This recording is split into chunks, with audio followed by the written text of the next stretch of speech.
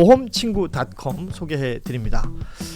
부담되는 보험료, 알듯말듯한 보장, 내 보험 바로 알고 싶을 때, 그럴 때는 검색창에 보험친구.com을 검색하시거나 1844-0585로 전화하시면 됩니다. 이미 가입했던 보험의 경우 뭐가 문제인지, 또 내가 가입한 보험에 어떤 장단점이 있는지 보험친구.com에서는 모두 무료로 상담을 해드리고 있습니다. 암보험, 종신보험, 실손보험, 그 외에도 화재보험, 배상책임보험, 운전자보험 등등 모두 상담이 가능하고요.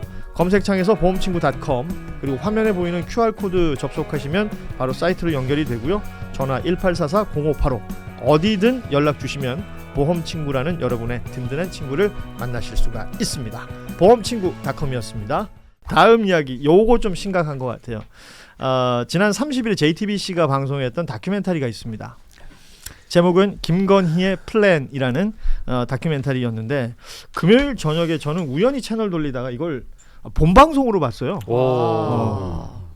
그 아는 내용이잖아요, 사실은. 그렇죠. 예, 아는 내용인데 그 현장을 취재했던 기자들의 입을 빌어서 공식화된 거죠. 예, 얘기를 하는 다큐멘터리였고요. 뭐 중간 중간에 뭐 재연 장면이라든지 그 방송용어로 인서트 컷이라고 하는데 상징적인 장면들을 이렇게 몇 개 넣는 게 있었는데, 그 슬리퍼가 나왔어요. 왜냐면 호텔에서 슬리퍼 신고 들어와서 그거 충격적이었어요. 예, 자기가 이제 뭐 막 일장 연설을 했다. 그리고 이제 보고서를 2개를 올려라. 예. 태양이 2개다. 뭐 이런 워딩들이 있었다라는 얘기들까지.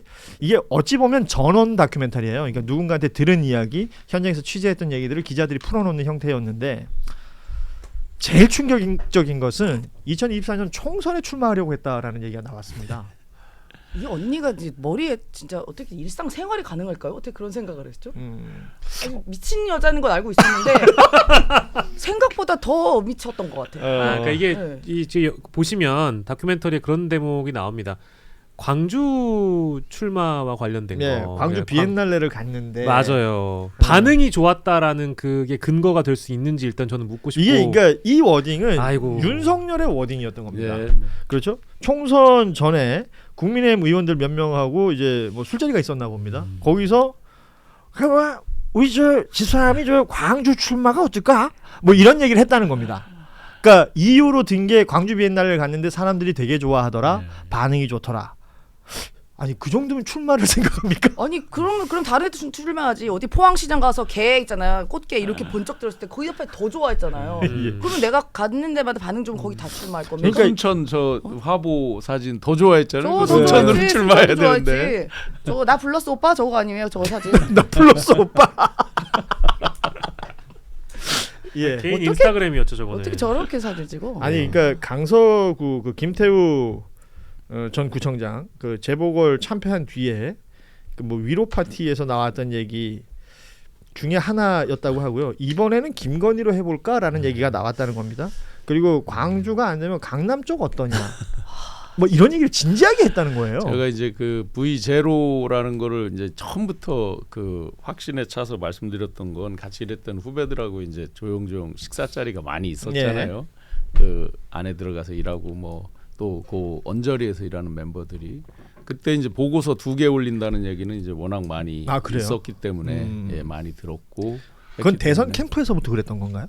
캠프에서도 사실상 이제 보고는 계속 받고 캠프에 대한 각종 제가 이제 공개한 것도 몇 가지들이 있었죠. 그리고 전화 받다가 얼굴 시뻘개져서 이 전화기로 들리는 소리가 겉으로 들려 나오는 거의 얘기. 쌍욕 수준의 이게 나오면서 막 얼굴 빨개져 가고 뭐 이런 장면들을 쭉 말씀드렸었는데 뭐 캠프 때부터도 이제 그런 부분 깊숙이 관여하고 본인이 좌지우지하고 그러다 보니까 이제 주 종이 이제 바뀌고 윤이 굉장히 어떤 여성스러운 면이 있어요. 그런 보면 약간 동네에서 그냥 진짜 형 동생으로 만나면 그냥 괜찮았겠다 막걸리 정도 먹고 하면 그런 면이 있어요. 그러다 보니까 공사가 구별이 잘 안 되면서 어떤 자리에 만나면 말 우리 집사람이 막 하면서 아마 그런 거죠? 아까 그 얘기 이런 거를 서스럼 없이 했을 거예요. 제 책에도 일부 이제 그런 에피소드를 써놓은 것들이 있는데 아마 굉장히 서스럼 없이 하면서 그런데 듣는 사람은 그에 대해서 아무리 농담처럼 해도 이걸 농담으로 받기가 어려운 면이 있잖아요. 대통령이 하는데 그걸 어렵잖아요. 이른바 제목이 힐건희 프로젝트였다는 거 아니야? 그러니까 클린턴 힐러리 클린턴을 굉장히 이제 좋아했다는 거 아닙니까? 그리고 하나의 모델로 삼았다는 거잖아요. 그러니까 아시다시피 힐러리가 클린턴 대통령의 영부인이었던 시절 그 이후에 오바마 정부에서 국무장관까지 하지 않습니까? 그리고 민주당이 대선 후보로 나오기까지 하고 그러니까 이 과정을 김건희라는 인물이 그걸 하려고 했다. 와, 근데 이건 그 얘기를 윤석열 재임 시절에도 그 얘기가 있었어요. 그러니까요. 그때 이제 용산에서 들려온 얘기가 뭐냐면 힐러리 클린턴 관련된 자서전이나 관련된 교육 자료 같은 게 굉장히 많이 이제 보고가 되고 그게 김건희한테 갔다라는 얘기가 나와서 그런 부분이 연관이 될 수도 있었고 본인이 그리고 의지를 표명합니다. 자기 입으로. 그때 옛날에 그랬잖아요. 우리 그 최재형 목사님이 디올백 주러 갔었을 때 그때 뭐 통일 대통령 얘기하면서 제가 통일을 할 거거든요. 제가 이제 결국 북한이랑 통일을 할 거거든요. 이렇게 얘기하잖아요. 그러니까 잘한다. 쥐가 뭔데 통일을 합니까? 쥐가 뭔데? 그러니까 그런 프로젝트를 하나씩 갖고 있었던 거고 그랬기 때문에 계엄을 한 거 아닌가. 왜냐면 본인의 힘으로는 안 될 걸 알아. 자기가 비호감이 엄청나게 세니까. 나올 수는 있죠. 대한민국 국민은 누구나 선거에 나올 수는 있지만 이미 비호감이 많고 불법이 워낙 많으니까 본인이 나오게 되면 그 꿈을 실현하기가 어렵잖아요. 그럼 어떻게 해야 돼? 친위 쿠데타에서 윤석열 정권 계속 갖고 간 다음에 그렇게까지 연결이 된다. 연결이 되는 거죠. 그 언제쯤부터 이제 그게 확정적으로 좀 시작이 됐을까라고 보면 7시간 통화 있었잖아요. 예. 이명수 기자와 그걸 이제 막기 위해서 엄청나게 노력을 했어요. 제 수기 노트도 공개도 그랬지만 막기 위한 여러 가지 회의, MBC에 가처분을 건다 뭐 등등등 여러 이제 공식적 또 비공식적 채널에서 이제 많이 그걸 하다가 막상 공개가 됐는데 엉뚱한 반응이 한편에서 나오는 거예요. 야, 막상 이거 공개되고 보니까 걸걸하고 뭐 산에 닿고 나름 괜찮네 하는 걸걸하고 황당한 이제 그 반응들이 나오니까 왜냐하면 1차로 MBC에서 공개가 됐을 때 주요 내용들은 다 빠지고 공개가 됐었잖아요. 맞아. 그리고 그 이후에 서울의 소리에서 풀 버전이 공개되고 나서 완전히 달라지는 거거든요. 예, 그렇죠. 예. MBC에서 처음 공개됐을 때 좋은 반응들도 있었다. 예, 한편에서 이제 그게 나오니까 이제 한편에 어떤 그런 프로젝트를 기획하고 하는 멤버들이 이제 있었다라고 보여지고요. 좀 전에 이제 통일 관련한 거는 제가 이건 몇 가지 루트를 듣고 또 추정을 해보면 이제 경색된 국면을 끌고 가다 남북 특사를 보내고 할 거 아니에요. 그럼 만약에 그때 그렇게 풀렸으면 특사로 틀림없이 김건희가 갔을 겁니다. 진짜 북한 가는군요. 예.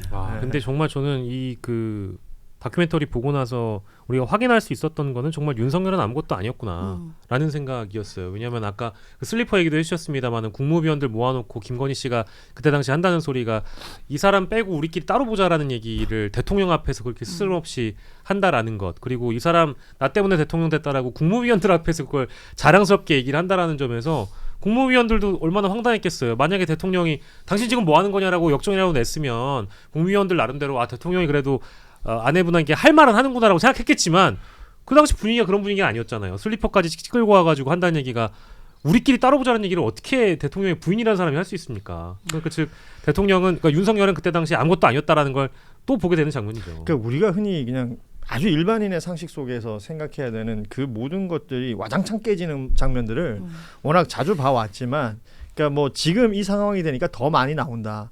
그런데 이제 제가 하나 지적하고 싶은 것은 이 다큐멘터리가 왜 지금에 와서 공개가 될까? 그러니까 왜냐하면 현장 취재를 했던 기자들, 뭐 JTBC가 이제 같은 계열의 중앙일보도 있고 하니까 중앙일보 기자와 JTBC 기자들 대통령실을 출입했거나 아니면 정치부에 있었던 기자들이 주로 많이 나왔어요. 그들이 전언을 전하기도 하고 자신들의 취재 내용을 전하기도 했었는데, 글쎄요, 윤석열 임기 내에 벌어졌던 일이고 그것을 이미 알고 있었거나 그 내용들에 대한 일정 수준의 포착이 됐을 것인데, 그리고 지금 중앙일보가 유료로 연재하는 콘텐츠가 있습니다. 실록 윤석열 시대라고. 그것도 그 안에서 벌어졌던 일들에 대한 전언을 일종의 소설 형태로 쓰고 있는 거란 말이죠.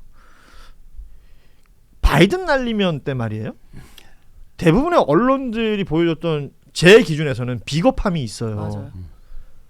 그 이후에 그 정부가 진행되는 동안은 별 말이 없다가 그나마 김건희 1심 선고가 적지만 나온 이후에 이 다큐멘터리가 나온 부분은 좀 지적해야 되는 부분 아닐까요?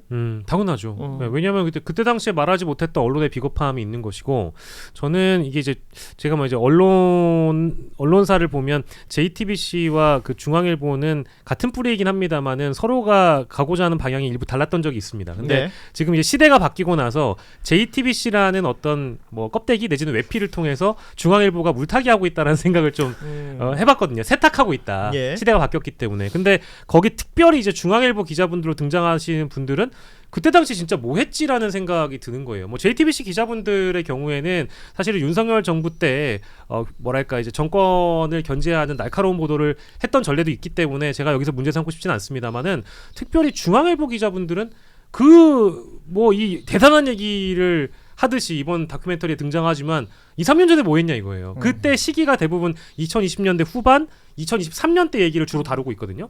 그때가 제일 김건희의 국정농단이 극심했을 걸로 추정되는 기간입니다. 근데 그때 그 얘기를 당연히 그 시절에 했었어야죠. 근데 이제 와가지고 마치 막 대단한 거를 우리가 드러낸다라고 하면서 얘기를 한다는 거는 JTBC의 업혀가기 아닐까 뭐 이런 생각도 좀 들었습니다. 이 다큐멘터리 마지막 장면이 그 우인성 판사가 1년 8개월 선고하는 내용으로 마무리가 되거든요.